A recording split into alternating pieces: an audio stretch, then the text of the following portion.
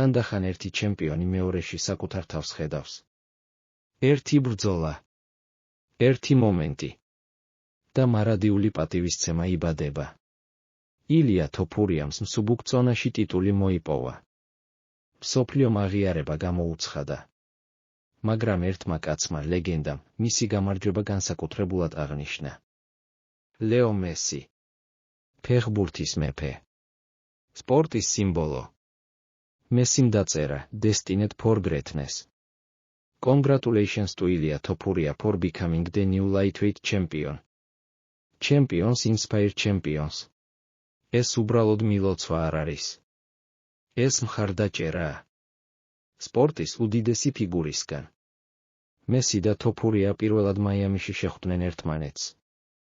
ერთმანეთს მოეხვივნენ. მაისურები გაცვალეს.